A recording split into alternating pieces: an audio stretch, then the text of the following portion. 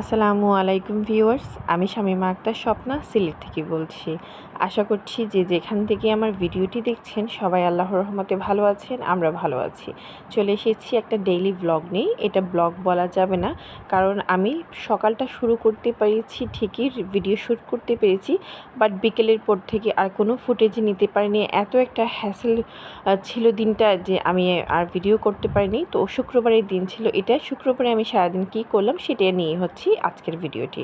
তো প্রথমেই সকালে ঘুম থেকে উঠেই আমি জানলা দিয়ে বারান্দায় আমি প্রথমে বের হয়েছি বাইরের পরিবেশটা দেখার জন্য। ওই দিন অনেক রোদ ছিল, অনেক গরম ছিল।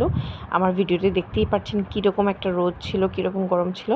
ওই দিন আমাদের দুইটা প্রোগ্রাম ছিল, দুই জায়গায়। আমাদের দুইটা জায়গায় কভার করতে হবে এবং আবার রাতের মধ্যে বাসায় ব্যাক করতে হবে। তাহলে বুঝেন আমরা কীরকম একটা প্যারা নিয়ে সকাল শুরু করেছি। সকালবেলা উঠে আমি আমার কাপড় যেগুলো আমি নিব, আমার বাচ্চাদের জন্য এক্সট্রা কাপড় যেগুলো লাগবে সেগুলো বের করে নিয়েছি। আমি কি পরবো, আমার জুয়েলারি কী আছে সেগুলো আমি বের করে সেট করে নিয়েছি। ওই দিন আসলে ছিল দুইটা প্রোগ্রাম, একটা ছিল একটা বিয়ের প্রোগ্রাম আর একটা ছিল একটা আকিকার প্রোগ্রাম। দুইটা জায়গায় আমাদের অ্যাটেন্ড করতে হবে মাস্ট, না হলে হবে না। তো এই আর কি করব, সকালবেলা উঠে এগুলো কিছু গোছালাম। তারপর আমার হাজব্যান্ডও চলে গেলেন বাথরুমে, উনি গোসল করে রেডি হবেন। আমার ছোটো ছেলেটাকেও রুম থেকে বের করে এখন দিয়ে আমি রুমের কিছু গোছানোর কাজ শেষ করব। বড় ছেলেটাও এখনও ঘুমাচ্ছে। আমি নাস্তাটা শেষ করে শুধু চার কাপটা নিয়ে বারান্দায় বসে একটু চা চুমুকটা নিয়ে নিলাম, কারণ সকালবেলা আমার চা না হলেই হবে না। চা যদি না খাওয়া হয় তাহলে আমার সকাল শুরু হবেই না, আমি কোনো কাজ করতেই পারবো না। তো আমি নাস্তা খেয়ে চাটা শেষ করে দেন আমি আমার কাজটা শুরু করি, সবগুলো গুছিয়ে নিই কোন কাপড়গুলো পরবো। তারপর আমি মেকআপ শুরু করে দিই। এই দেখেন আমার রুমের অবস্থা, এই যে মেকআপের অবস্থা। তো আমার রেডি হওয়া শেষ হয়ে গিয়েছে। দেন আমার ছেলেদেরও রেডি করে আমরা বের হয়ে যাই। আমরা প্রথমে যাচ্ছি বিয়ানীবাজার, ওইখানে একটা বিয়ের প্রোগ্রাম, ওইখানে সেন্টারে যাব। দেন আমরা যাব বিয়ানীবাজার থেকে যাব জকিগঞ্জ। তো ওই দিনটা কীরকম একটা হ্যাসেল ছিল, আমাদের দুজনের অবস্থা তো একদম খারাপ হয়ে গেছে।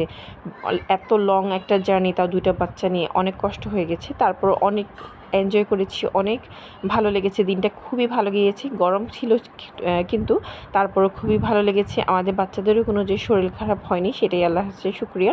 তো আমরা বিয়ানীবাজারে গিয়ে বিয়ানীবাজার যাওয়ার পর থেকে আর আমি ভিডিও করার কোনো সুযোগ পাইনি।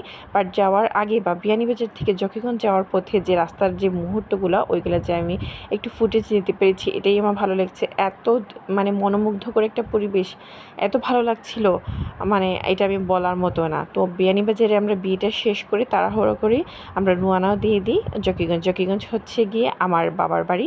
ওইখানে আমার ফুফাতো ভাইয়ের ছেলের আকিকা ছিল, তো ওইখানে যেতে হবে, না গেলে হয় না।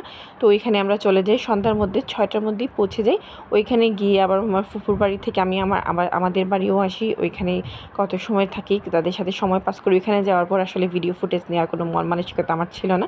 আমি তো গিয়ে ওইখানে পুরো পাগল হয়ে গিয়েছি, কার সাথে গল্প করব, কার সাথে কি কথা বলবো।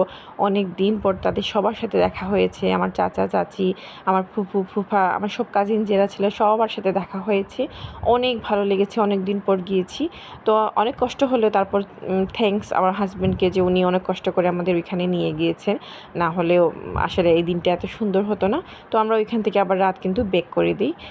তারপর রাতে চলে এসে 1:30টার মধ্যে আমরা বাসায় চলে আসি। এই হচ্ছে আমার একটা ব্লগ, এটা ডেইলি ব্লগ বলা যায় না, অর্ধেক দিনের ব্লগ। বাকিগুলো আর আমি কোনো ফুটেজই নিতে পারিনি, তারপরে যা পেরেছি।